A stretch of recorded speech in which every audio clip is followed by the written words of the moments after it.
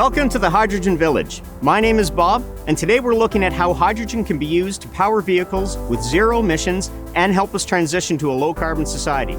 We're going to have some straight talk with people on the front lines of the hydrogen movement to get a sense of the progress being made and to understand the challenges that they're working to overcome. We'll also look at some actual hydrogen vehicles and technology development underway right here in Toronto and in other parts of Canada. But first, to learn about the basics of hydrogen vehicles, we're visiting the head offices of Toyota Canada in Scarborough. Toyota has generously provided us with a Mirai to inspect and to take for a spin.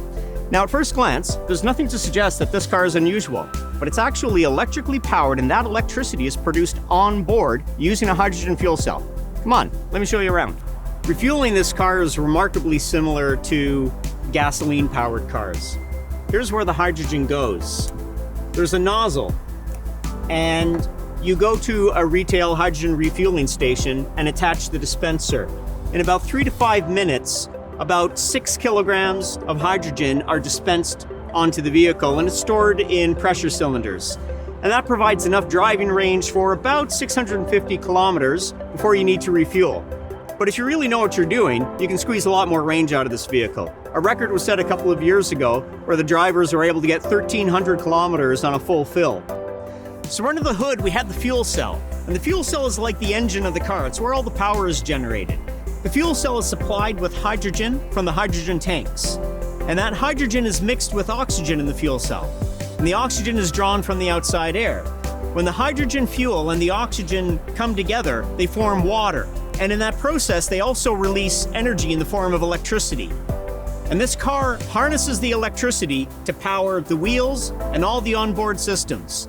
And the only emission that's produced in the process is water vapor. Now, a vehicle of this size and a fuel cell stack like we see here generates about 180 horsepower to the wheels. So it's very comparable to what you would see in a gasoline-powered car of equivalent size and make. So as you can see, the water that was formed in the fuel cell is now being ejected out the back of the car. This is just water, non-polluting, and doesn't contribute to climate change.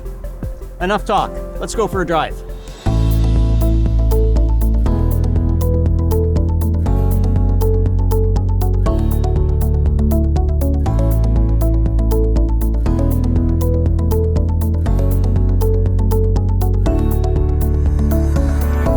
So the vehicle technology is ready, but the hydrogen refueling infrastructure is lagging behind. What can we do about this? Well, this is one of the reasons why the Hydrogen Village was created. It was intended to mobilize experts in hydrogen systems and make that expertise available to communities and businesses and individuals who are looking at adopting hydrogen systems and technologies into their lives. So what we've learned is that this car is fully electric and zero emission, but it doesn't need to be recharged. Instead, you refuel it with hydrogen. And that's part of the challenge. There aren't many convenient places to roll up with your car and fuel up with hydrogen. But that's also an opportunity. Other jurisdictions around the world are tackling this problem. And with the right public and private support, it can be done here in Ontario too.